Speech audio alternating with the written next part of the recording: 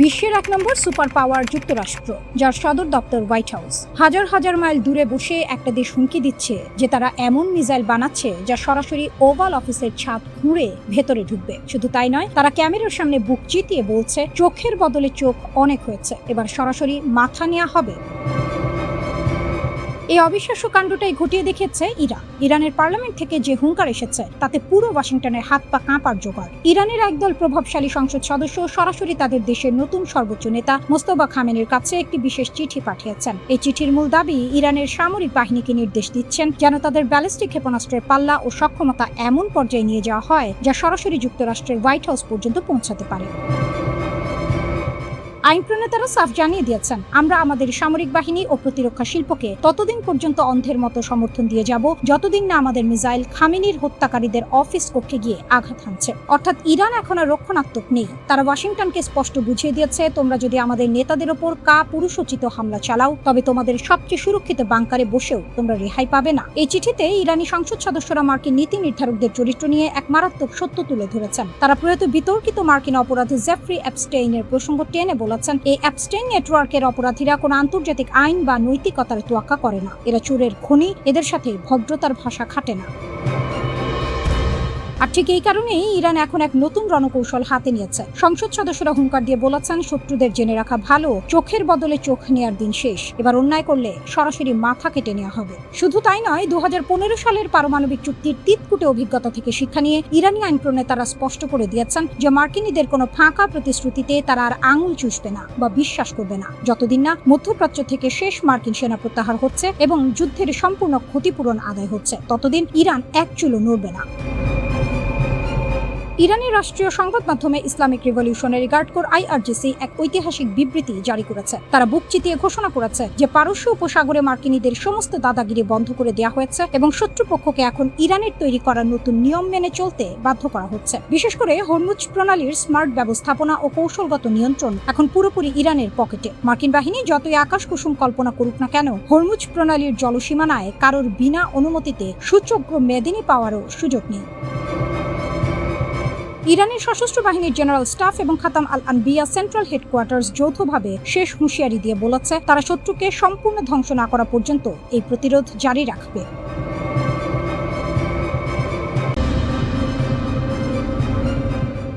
সময় যেন গলা টিপে ধরেছে বিশ্ব রাজনীতির, আর সেই চাপের মাঝখানে দাঁড়িয়ে দাবার বোর্ডের রাজা হয়ে নিজের চালটা দিয়েছে ইরান। কিন্তু সেই চাল দেখে মুখ গোমরা করে বসে আছে আমেরিকা। তাদের চোখে এই প্রস্তাব শুধু ধোঁয়া, আগুন নয়।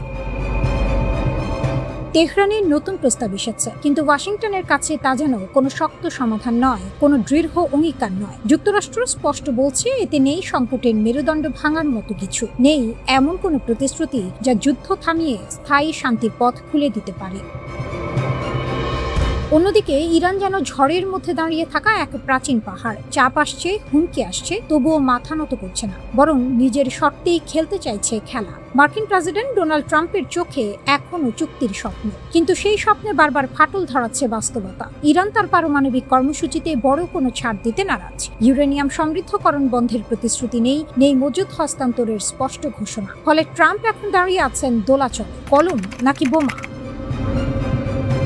হোয়াইট হাউসের সিচুয়েশন রুমে জরুরি বৈঠকের ডাক, সেটাই যেন আগুনে ঘি ঢালার মতো। কারণ এই বৈঠক শুধু আলোচনা নয়, যুদ্ধের ছায়াও বহন করছে। মার্কিন কর্মকর্তাদের কণ্ঠে শোনা যাচ্ছে কঠোর হুঁশিয়ারি, কথা না হলে বোমাই কথা বলবে। কিন্তু এখানেই গল্পে আসে মোড়। ইরান জানে যুদ্ধ মানেই শুধু ধ্বংস নয়, তা এক ধরনের মানসিক খেলা। তাই তারা প্রস্তাব দিয়েছে কিন্তু পুরো দরজা খুলেনি। পারমাণবিক অস্ত্র না বানানোর আশ্বাস দিয়েছে কিন্তু নিজের শক্তির মেরুদণ্ড ভাঙেনি। যেন বলছে, আমরা আলোচনায় আছি কিন্তু মাথা নিচু করে নয়। এই কৌশলই ইরানকে আলাদা করে দেয়। তারা জানে কখন হাত বাড়াতে হয় আর কখন মুঠি শক্ত করতে হয়। এদিকে মাঠের বাইরে আরেক খেলা চলছে। ইসরায়েলে একের পর এক মার্কিন কার্গো বিমান নামছে। জার্মান ঘাঁটি থেকে উড়ে আসে এসব বিমানে রয়েছে যুদ্ধের সরঞ্জাম। বাইরে থেকে দেখলে মনে হয় নীরব প্রস্তুতি, কিন্তু ভেতরে ভেতরে যেন ঝড় জমছে। ইসরায়েলি গণমাধ্যম বলছে এটা শুধু সরঞ্জাম পরিবহন নয়, বরং সম্ভাব্য যুদ্ধের প্রাক্কাল। যদিও যুক্তরাষ্ট্র বা ইসরায়েল কেউই সরাসরি কিছু বলছে না, তবুও চোর পালালে বুদ্ধি বাড়ে পরিস্থিতি দেখে অনেকেই আঁচ করছে বড় কিছু ঘটতে পারে। তবে এই দাবার খেলায় ইরান যেন এক ধাপে গিয়ে, কারণ তারা শুধু প্রতিরক্ষা নয়, মনস্তাত্ত্বিক যুদ্ধেও পারদর্শী হয়ে উঠেছে। তারা জানে আমেরিকার সময় কম, রাজনৈতিক চাপ, আন্তর্জাতিক সমীকরণ সব মিলিয়ে ট্রাম্পই হয়তো বেশি চাপে। তেহরান তাই বারবার ইঙ্গিত দিচ্ছে সময় তাদের পক্ষে। তারা তাড়াহুড়ো করছে না, বরং ধীরে হিসেব কষে এগোচ্ছে, যেন এক অভিজ্ঞ খেলোয়াড় যে জানে কখন আঘাত করতে হয়। মার্কিন কর্মকর্তারা বলছেন ইরানের দ্রুত পাল্টা প্রস্তাব আসা মানেই তারা ভয় পাচ্ছে, কিন্তু এই ভয় কি সত্যি নাকি সেটাও কৌশলের অংশ? কারণ ইতিহাস বলছে ইরান সহজে পিছু হটার দেশ নয়। চাপ যতই বাড়ুক তারা শেষ মুহূর্ত পর্যন্ত নিজের অবস্থান ধরে রাখে। লোহা গরম থাকতেই আঘাত, এই নীতি তারা যেমন জানে তেমনি জানে কখন ঠান্ডা মাথায় অপেক্ষা করতে হয়।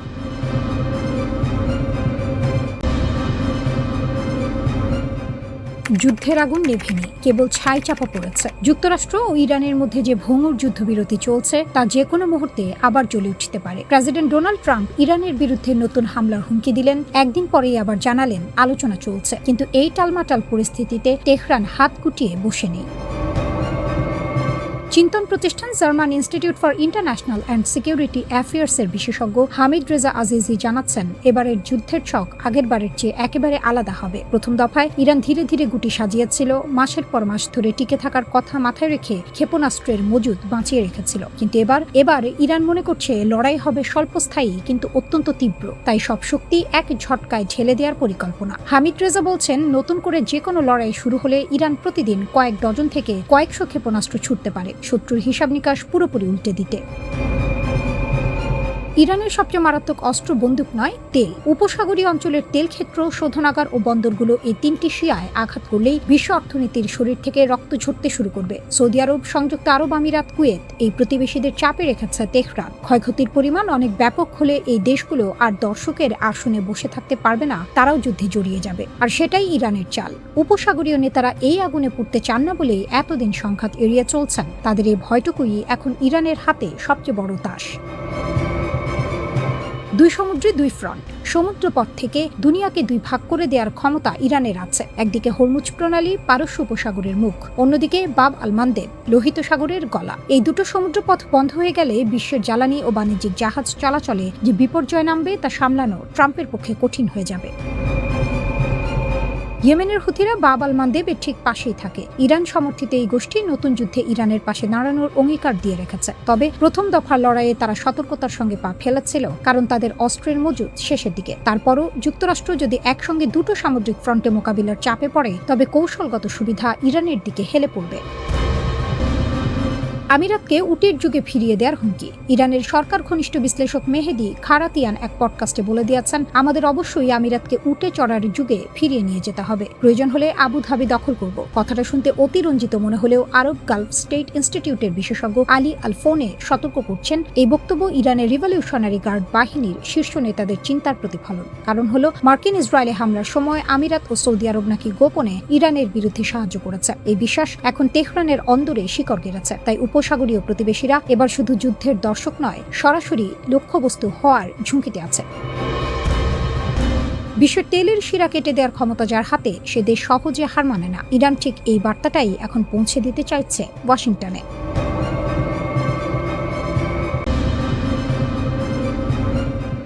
শুরুটা যেন দাবার বোর্ডে, ঘুঁটি সাজানো আছে, সৈন্যরা প্রস্তুত, কিন্তু খেলার আসল চালটা যার হাতে, সে এখনও চুপচাপ বসে আছে। আর সেই খেলোয়াড় চীন।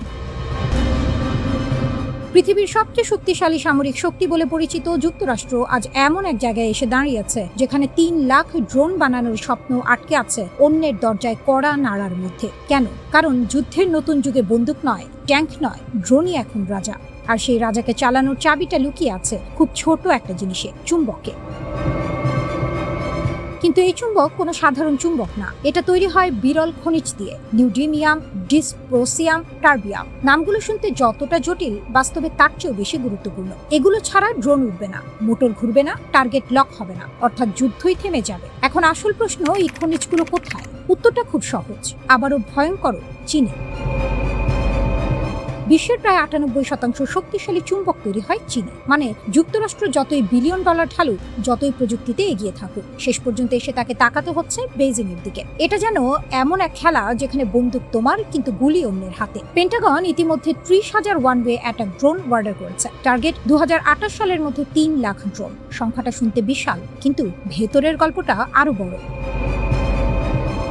এই ড্রোনগুলোর প্রতিটিতে যে চুম্বক লাগবে তার সাপ্লাই চেইন প্রায় পুরোটা নিয়ন্ত্রণ করছে চীন। অর্থাৎ যুক্তরাষ্ট্রের সামরিক শক্তির এক বিশাল অংশ দাঁড়িয়ে আছে চীনের খনির উপর। আর এই বাস্তবতা সবচেয়ে পরিষ্কারভাবে দেখা গেছে ইউক্রেন যুদ্ধের ময়দানে। 2024 সালে ইউক্রেন 1 বছরে 12 লাখ ড্রোন তৈরি করেছে, কিন্তু এর প্রায় প্রতিটিতেই ব্যবহার হয়েছে চীনের সরবরাহকৃত চুম্বক। মানে যুদ্ধটা ইউক্রেনে, কিন্তু ছায়া পড়ে আছে চীনের কারখানায়।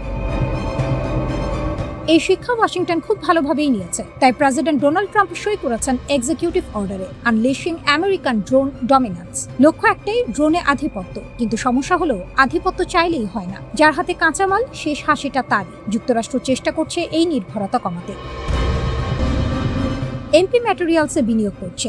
রিয়ালওয়েসের মতো প্রতিষ্ঠান গড়ে উঠছে। তারা দাবি করছে চীনের বাইরে সম্পূর্ণ সরবরাহ ব্যবস্থা তৈরি করবে। কিন্তু এখানে এসে খেলা বদলে যায়, কারণ খনি খনন করা কোনো ভিডিও গেম না। যুক্তরাষ্ট্রে একটি খনি চালু করতে সময় লাগে 7 থেকে 10 বছর, আর পুরোপুরি উৎপাদনে যেতে লাগে প্রায় 29 বছর। যেখানে যুদ্ধের প্রস্তুতি নেওয়া হচ্ছে আগামী 2 থেকে 3 বছরের মধ্যে, সেখানে কাঁচামাল আসবে 3 দশক পরে। এটা যেন যুদ্ধ শুরু হয়ে গেছে, কিন্তু অস্ত্র তৈরির কারখানা এখনো নকশা পর্যায়ে। আর এখানেই চীন এগিয়ে। চীন শুধু খনিজ উত্তোলন করে না, প্রসেসিং, রিফাইনিং, ম্যাগনেট তৈরি, পুরো চিন্তাই তাদের হাতে। এটা শুধু শক্তি না, এটা নিয়ন্ত্রণ।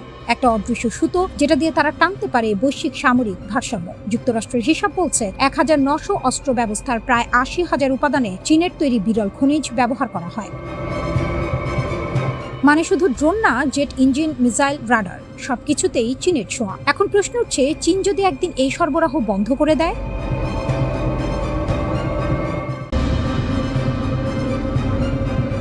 যুদ্ধের আকাশে হঠাৎই যেন বজ্রপাত, শব্দহীন বিস্ফোরণের মতো এক সত্য, যা ধীরে ধীরে স্পষ্ট হচ্ছে, কিন্তু প্রভাব তার বিস্ফোরক। ইরানের বিরুদ্ধে অভিযানে যুক্তরাষ্ট্র হারিয়েছে অন্তত 42টি সামরিক বিমান। সংখ্যা নয়, এ যেন এক প্রতীক শক্তির ভারসাম্য কোথায় গিয়ে দাঁড়িয়েছে তা নির্মম সত্য। মার্কিন কংগ্রেশনাল রিসার্চ সার্ভিসের সাম্প্রতিক প্রতিবেদন যেন সেই লুকোনো গল্পের দরজা খুলে দিয়েছে। বোমারু বিমান, নজরদারি প্ল্যাটফর্ম, ড্রোন, জ্বালানি সরবরাহকারী ট্যাঙ্কার, যুদ্ধের প্রতিটি স্তম্ভে আঘাত লেগেছে। আকাশের আধিপত্য, যা এতদিন ছিল যুক্তরাষ্ট্রের একচ্ছত্র সম্পদ, সেখানে ইরান যেন লিখে দিচ্ছে নতুন সমীকরণ।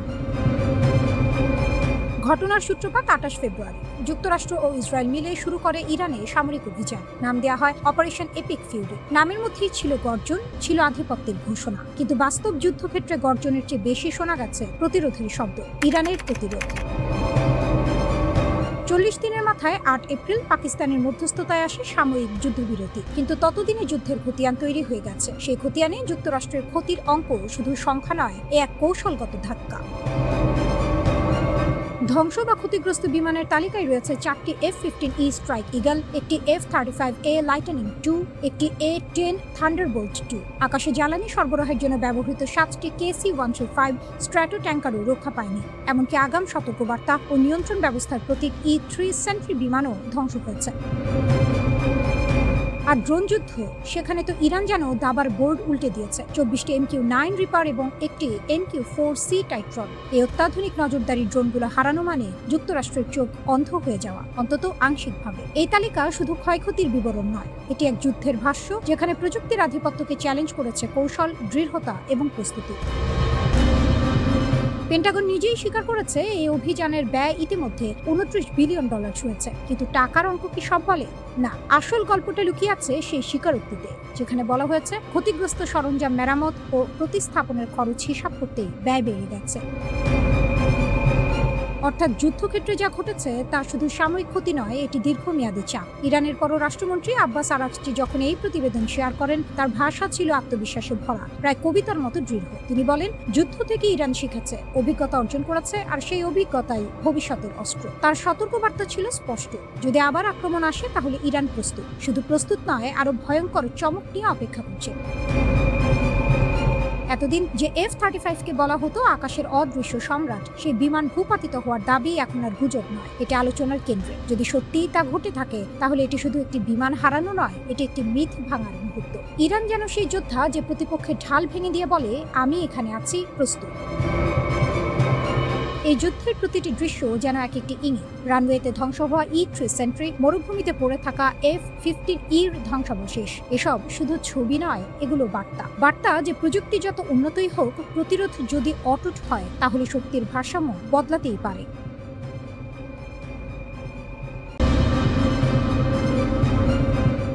ধ্বংসের ধোঁয়া এখনো কাটেনি, অথচ কারখানায় আবার আলো জ্বলছে। মিসাইলের গর্জন থামতে না থামতেই ওয়েল্ডিং এর ফুলকি উঠছে ইরানের অস্ত্র কারখানায়। যুক্তরাষ্ট্র আর ইসরায়েল ভেবেছিল এবার চিৎ করে দেয়া গেছে, কিন্তু হিসাব মেলেনি। মার্কিন গোয়েন্দাদের নিজেদের রিপোর্টই বলছে তেহরান ঘুরে দাঁড়াচ্ছে এবং প্রত্যাশার চেয়ে অনেক দ্রুত। গত 28 ফেব্রুয়ারি শুরু হয় সংঘাত। যুক্তরাষ্ট্র আর ইসরায়েলের যৌথ সামরিক অভিযান অপারেশন এপিক ফিউরি ইরানের মিসাইল ঘাঁটি, লঞ্চার আর অস্ত্র কারখানার ওপর ঝাঁপিয়ে পড়ে। দাবি করা হয়েছিল ইরানের 90% সমরাস্ত্র উৎপাদন কেন্দ্র মাটিতে মিশিয়ে দেওয়া হয়েছে। সেন্টকম প্রধান admiral Brad Cooper house armed services কমিটিতে দৃঢ় কণ্ঠে বললেন, পুনর্গঠন করতে ইরানের বহু বছর লেগে যাবে, কিন্তু মাত্র কয়েক সপ্তাহের মধ্যেই সেই দাবির বেলুন চুপসে গেছে।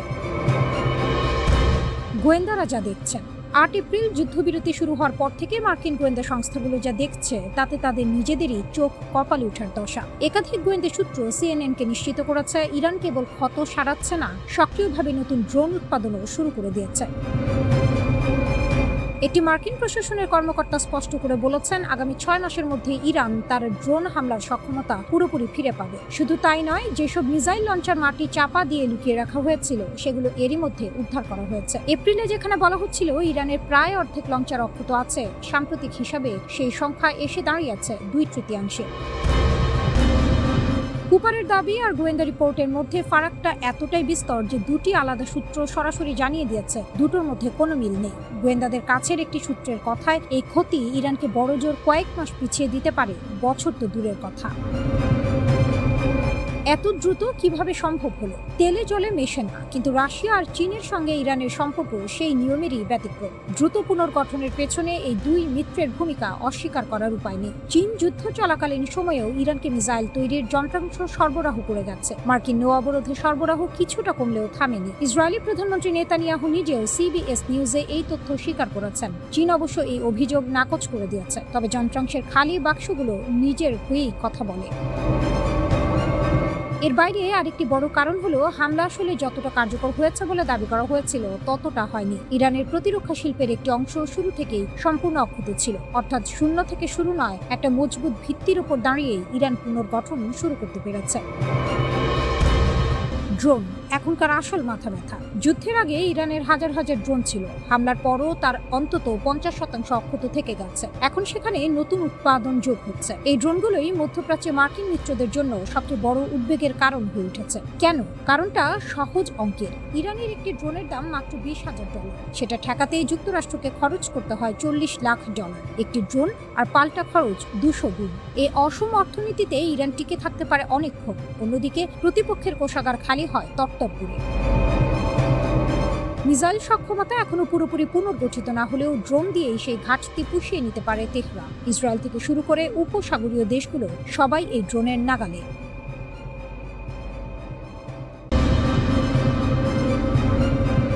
আকাশে উঠছিল অত্যাধুনিক এক হত্যা যন্ত্র। পাইলট নেই, ভয় নেই, ক্লান্তি নেই। ঘন্টার পর ঘন্টা চক্কর দিতে পারে, হেলফায়ার মিসাইল ছুটতে পারে নিখুঁত নিশানায়। নাম তার MQ-9 রিপার, আমেরিকার আকাশ যুদ্ধের মুকুটমণি। এক একটির দাম প্রায় $3 কোটি।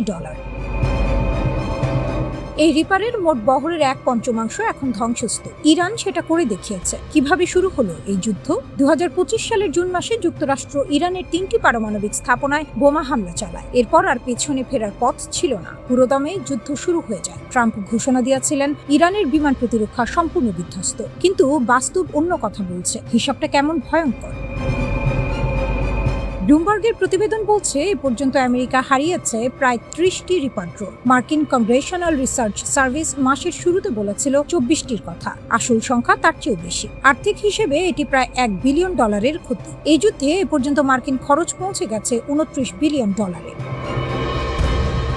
কিছু ড্রোন আকাশে গুলি করে ভূপাতিত হয়েছে, কিছু পারস্য উপসাগরীয় ঘাঁটিগুলোতে মিসাইল হামলার মুখে মাটিতেই পুড়ে ছাই হয়ে গেছে। দুটো পথেই শেষ পরিণতি একই, ধ্বংস। ইরানের হাতিয়ার আসলে কি? এখানে এই গল্পটা আরো চমকপ্রদ হয়ে ওঠে। ইরান একা লড়ছে না, নিজস্ব প্রযুক্তির পাশাপাশি তারা ব্যবহার করছে রুশ ও চীনা আকাশ প্রতিরক্ষা ব্যবস্থার এক মারাত্মক মিশ্রণ। 2025 সালের জুনে যুদ্ধ শুরু হওয়ার পরপরই চীন ইরানকে সরবরাহ করেছে অত্যাধুনিক surface to air missile battery. আর রাশিয়া দীর্ঘমেয়াদী নিরাপত্তা চুক্তির আওতায় মার্কিন যুদ্ধ জাহাজ ও সেনা দলের স্যাটেলাইট চিত্র পাঠিয়ে দিচ্ছে তেহরানে। এটা শুধু অস্ত্রের যুদ্ধ নয়, এটা তথ্যের যুদ্ধ। নিউ ইয়র্ক টাইমস একটি ভয়ানক তথ্য ফাঁস করেছে। ইরানি সামরিক কমান্ডাররা সম্ভবত ওই অঞ্চলে মার্কিন যুদ্ধ বিমানের নিয়মিত ওড়ার পথ বা ফ্লাইট প্যাটার্ন নিখুঁতভাবে ম্যাপ করে ফেলেছেন। কোন সময়ে কোন এলাকায় উড়বে, কোন উচ্চতায় যাবে, সব হিসাব তাদের হাতের মুঠোয়। এই জ্ঞান থাকলে মিসাইল ছুটতে আর বেশি বুদ্ধি লাগে না। রিপার ড্রোন হারানোই শেষ কথা নয়। গত এপ্রিলে যুদ্ধবিরতির মাত্র কয়েকদিন আগে ইরান একটি মার্কিন F-15E স্ট্রাইক ঈগল যুদ্ধবিমান ভূপাতিত করে। এই বিমান আমেরিকার সবচেয়ে সক্ষম যুদ্ধ বিমানগুলোর একটি। এই ঘটনা ওয়াশিংটনকে চরম নাটকীয় পরিস্থিতির মুখে ফেলে দেয়। এটা সংবাদ মাধ্যমের ভাষা। বাস্তবে বলতে গেলে ট্রাম্প প্রশাসন কার্যত হতভম্ব হয়ে যায়। এর কিছুদিন পরেই ভঙ্গুর যুদ্ধবিরতি হয়। সেটা এখনো টিকে আছে, কতদিন থাকবে কেউ জানে না। তাহলে কি ইরান জিতছে? সেটা বলা কঠিন, কিন্তু এটা স্পষ্ট যে দুর্বল ইরান ধারণাটি এই যুদ্ধে চূর্ণ হয়ে গেছে। রিপার ড্রোনগুলো ছিল আমেরিকার অহংকারের প্রতীক। মানুষ ছাড়া যুদ্ধ করার ক্ষমতা, বিপদ ছাড়া আধিপত্য। ইরান সেই অহংকারের 1/5 ছায়ে পরিণত করেছে। তারা প্রমাণ করেছে যে রাশিয়া চীনের ছায়ে বেড়ে ওঠা একটি আঞ্চলিক শক্তি। সঠিক কৌশল ও সঠিক মিত্র থাকলে পৃথিবীর সবচেয়ে শক্তিশালী সামরিক বাহিনীকেও বেকায়দায় ফেলতে পারে। ট্রাম্প যদি পুনরায় পূর্ণ মাত্রার যুদ্ধ শুরু করতে চান, মার্কিন কর্মকর্তারাই এখন সতর্ক করছেন। ঝুঁকি এখন অনেক বেশি, কারণ ইরান এখন জানে কোথায়, কখন, কিভাবে আঘাত করতে হয়।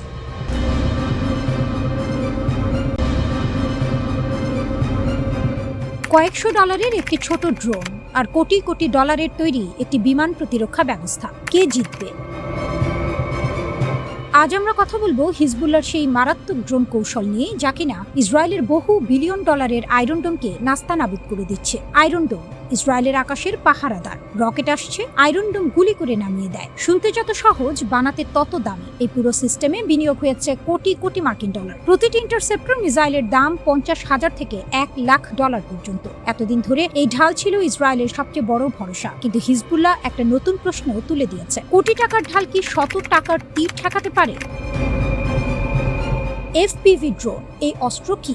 FPV মানে ফার্স্ট পারসন ভিউ, মানে চালক গ্যাজেট পরে বসে থাকেন আর ড্রোনের চোখ দিয়ে দেখতে পান সরাসরি। এটাকে চালানো অনেকটা ভিডিও গেমের মতো, কিন্তু ফলাফল গেমের নয়, বাস্তব। হিজবুল্লাহ এখন যে ড্রোন ব্যবহার করছে সেগুলো আরো এক ধাপ উপরে, ফাইবার অপটিক ড্রোন। এই ড্রোন উঠতে উঠতে পেছনে একটি চিকন কাচের সুতো ছেড়ে যায়, সেই সুতো দিয়েই নিয়ন্ত্রণ হয়। এখানে আয়রন ডোমের বিপদ। ইলেকট্রনিক জ্যামার দিয়ে রেডিও সিগন্যাল কেটে দেওয়া যায়, কিন্তু কাচের সুতো কাটবে কিভাবে? সম্প্রতি হিজবুল্লাহ একটি ভিডিও প্রকাশ করেছে, যেখানে দেখা যাচ্ছে একটি বিস্ফোরক বোঝাই ড্রোন সরাসরি ইসরায়েলি আয়রন ডোম ব্যাটারিতে আছড়ে পড়ছে। বিশেষজ্ঞরা বলছেন এটি শুধু একটি হামলা নয়, এটি একটি বার্তা। বার্তা হলো তোমার সবচেয়ে দামি ঢালটাই এখন লক্ষ্যবস্তু। মার্চ থেকে হিজবুল্লাহ এই ড্রোন ব্যবহার বহুগুণ বাড়িয়েছে। ইসরায়েলি মিডিয়া নিজেই স্বীকার করছে সেনাদের মধ্যে হতাহতের সংখ্যা বাড়ছে। ইসরায়েলের নিজস্ব প্রতিরক্ষা প্রযুক্তি কোম্পানি অ্যাকশন ভিশনের ম্যানেজিং ডিরেক্টর নেরি জিন বলেছেন একটি চমকে দেওয়ার মতো কথা। তিনি বলেন, 10 কোটি টাকার ট্যাঙ্ক হঠাৎ হার মেনে যায় মাত্র $400 একটি FPV ড্রোনের কাছে। এই কথাটা মনে রাখবেন, এটা শত্রুপক্ষ বলেনি, ইসরায়েলের নিজেরই একজন প্রতিরক্ষা বিশেষজ্ঞ বলেছেন। এর মানে দাঁড়াচ্ছে আধুনিক যুদ্ধে সবচেয়ে দামি অস্ত্রই সবচেয়ে কার্যকর। এই সমীকরণটা ভেঙে পড়ছে। এই ফাইবার অপটিক ড্রোনের ব্যবহার প্রথম দেখা গেছে রাশিয়া ইউক্রেন যুদ্ধে। দুই পক্ষই জাল, গুলি, ইলেকট্রনিক ডিফেন্স দিয়ে এটা থামানোর চেষ্টা করেছে, পারেনি। হিজবুল্লাহ সেই যুদ্ধের প্রতিটি পাঠ মুখস্থ করেছে। তাই ইউক্রেনের রাষ্ট্রদূত পর্যন্ত বলেছেন ইসরায়েল ইউক্রেনের কাছ থেকে ড্রোন যুদ্ধের শিক্ষা নেয়নি, আর সেটাই এখন তার কাল হয়েছে। হিজবুল্লাহ শুধু অস্ত্র কিনেনি, সে যুদ্ধের নতুন ব্যাকরণ শিখেছে। পরিস্থিতি এতটাই নাজুক হয়েছে যে প্রধানমন্ত্রী নেতানিয়াহু নিজে একটি বিশেষ ড্রোন প্রতিরোধ প্রকল্প গঠনের নির্দেশ দিয়েছেন, তবে সঙ্গে স্বীকার করেছেন সমাধান পেতে অনেক সময় লাগবে। ইসরায়েল এখন AI চালিত ডিটেকশন, লেজার অস্ত্র, মাইক্রোওয়েভ ডিফেন্স নিয়ে ভাবছে, কিন্তু সেগুলো কবে আসবে কেউ জানে না।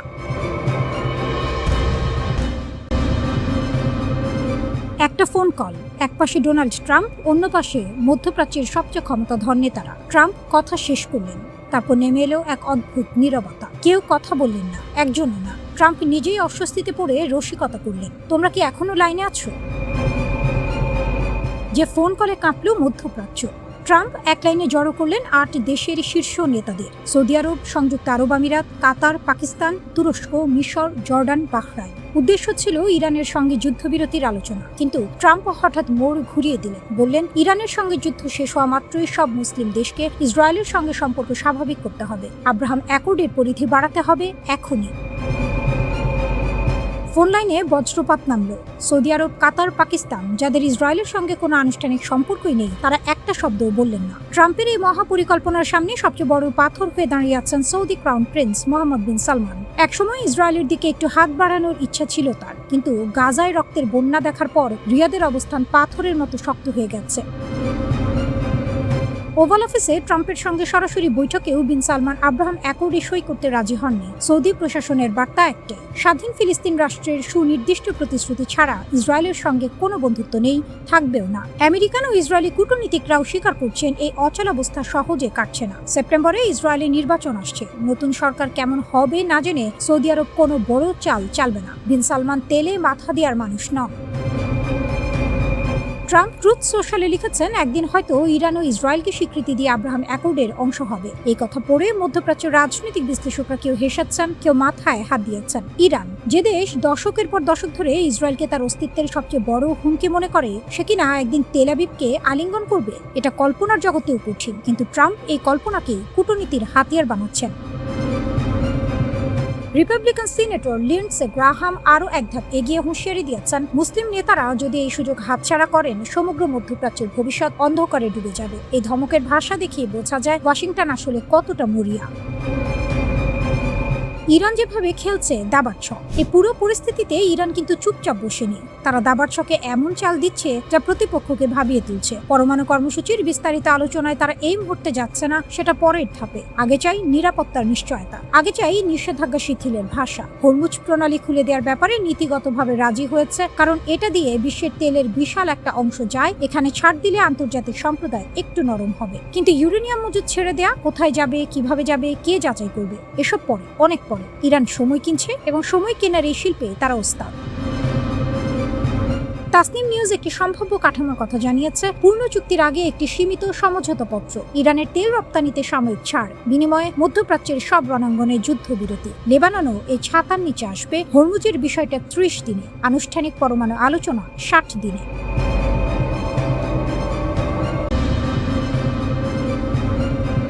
মুস্তফা খামেনির হুঁশিয়ারি, ঘুমন্ত সিংহ জেগে উঠেছে। একদিকে দেশের বুকে যুদ্ধের ক্ষত, অন্যদিকে কূটনীতির পাকে পা ডুবিয়ে বসে আছে ওয়াশিংটন। এই দুয়ের মাঝে দাঁড়িয়ে ইরানের নতুন সর্বোচ্চ ধর্মীয় নেতা আয়াতুল্লাহ মুজতবা খামেনি যে বার্তা দিলেন, সেটা কেবল কথার কথা নয়, এটা এক ঐতিহাসিক ঘোষণা। মুজতবা খামেনি ইরানের রাষ্ট্রীয় টেলিভিশনে এক লিখিত বিবৃতিতে বললেন, সময়ের চাকা আর পেছনে ঘুরবে না। পশ্চিম এশিয়ার দেশ ও ভূখণ্ডগুলো আর মার্কিন ঘাঁটির ঢাল হিসেবে কাজ করবে না। মার্কিন ঘাঁটির বিষয়ে তিনি বলেন, মধ্যপ্রাচ্যের শক্তিগুলো আর মার্কিন সামরিক ঘাঁটিগুলোর জন্য ঢাল হিসেবে কাজ করবে না এবং এই অঞ্চলে যুক্তরাষ্ট্রের আর কোনো নিরাপদ আশ্রয় থাকবে না। এছাড়া ইরানের সর্বোচ্চ নেতা লেবানন সহ প্রতিরোধ অক্ষের বিজয়ের কথা বলেন এবং জানান যে ইরানের প্রক্সি বাহিনীগুলো আমেরিকান এবং জায়নবাদী সত্তাকে একটি শিক্ষা দিয়েছে। খামেনি ইসলামী রাষ্ট্র এবং অন্যান্য দেশগুলোকে অভিন্ন স্বার্থে কাজ করার আহ্বান জানিয়েছেন, যা এই অঞ্চল এবং বিশ্বের নতুন ব্যবস্থা ও ভবিষ্যৎ নির্ধারণ করবে। তিনি বলেন, আন্তরিকতা ও পবিত্রতার সাথে আমি সকল ইসলামী দেশ ও সরকারকে অভিন্ন মঙ্গলের জন্য বন্ধুত্ব ও সহযোগিতার আহ্বান জানাই। মুস্তফা খামেনি এই পদে বসেছেন বাবার রক্তের উপর দিয়ে হেঁটে। গত 28 ফেব্রুয়ারি ইরানে যুক্তরাষ্ট্র ও ইসরায়েলের হামলা শুরু হওয়ার সেই ভয়াল দিনে তার পিতা আয়াতুল্লাহ আলী খামেনি নিহত হন। যে মাটিতে বাবার রক্ত পড়েছে, সেই মাটির পাহারাদার হিসেবে মুস্তফা এখন কাঁধে তুলে নিয়েছেন এক মহাভার দায়িত্ব। মার্চ মাসে দায়িত্ব নেওয়ার পর থেকে 56 বছর বয়সে এই নেতা প্রকাশ্যে আসেননি। নীরব থেকেছেন, পর্যবেক্ষণ করেছেন, পরিস্থিতি বুঝেছেন। কিন্তু যখন মুখ খুললেন তখন বুঝিয়ে দিলেন, নীরবতা দুর্বলতার চিহ্ন ছিল না, এটা ছিল ঝড়ের আগের স্থিরতা। মুস্তাফার বার্তাটি শুধু আবেগের কথা নয়, এর ভেতরে আছে সুচিন্তিত কূটনৈতিক বার্তা। তিনি পরিষ্কার করে বললেন, পশ্চিম এশিয়ায় আক্রমণ শানানো ও সামরিক ঘাঁটি স্থাপনের জন্য আমেরিকার আর কোনো নিরাপদ আশ্রয় থাকবে না এবং প্রতিটি দিন অতিবাহিত হওয়ার সঙ্গে সঙ্গে তারা তাদের পূর্ববর্তী অবস্থান থেকে আরও দূরে সরে যাচ্ছে। এই কথাগুলোর সময়টা লক্ষ্য করুন। ঠিক যখন তেহরান ও ওয়াশিংটনের মধ্যে যুদ্ধ অবসানের লক্ষ্যে আলোচনা চলছে, যখন দুই পক্ষ চুক্তির খুঁটিনাটি মেলাচ্ছে, তখন ইরানের সর্বোচ্চ নেতার এই বক্তব্য কূটনীতির টেবিলে ইরানের দর কষাকষির শক্তিকে কয়েকগুণ বাড়িয়ে দিয়েছে। আলোচনায় নমনীয়তা দেখানো আর মাঠে কঠোর বার্তা দেয়া, এই দুটো একসাথে চালানোর নাম হলো প্রকৃত কূটনৈতিক কৌশল। গত ৮ এপ্রিল থেকে ইরান ও যুক্তরাষ্ট্রের মধ্যে একটি যুদ্ধবিরতি কার্যকর আছে বটে, কিন্তু সেটা যে কতটা ভঙ্গুর তা বুঝতে বেশি দূর যেতে হয় না। ইরানের পররাষ্ট্র মন্ত্রণালয় স্বীকার করেছে, অনেক বিষয় সমঝোতা হলেও চূড়ান্ত চুক্তি এখনই হচ্ছে না। এই টানটান পরিস্থিতিতেই ঘটেছে আরো কিছু। ইরানের রিভলিউশনারি গার্ড কোর অর্থাৎ IRGC জানিয়েছে তারা একটি মার্কিন ড্রোন ভূপাতিত করেছে। এই ঘটনা ঠিক কোন তারিখে ঘটেছে তা জানানো হয়নি, কিন্তু বার্তাটা একদম স্পষ্ট। IRGC সাফ বলে দিয়েছে, যুদ্ধবিরতি লঙ্ঘনের যে কোনো চেষ্টার বিরুদ্ধে পাল্টা জবাব দেয়া তাদের বৈধ ও নিশ্চিত অধিকার।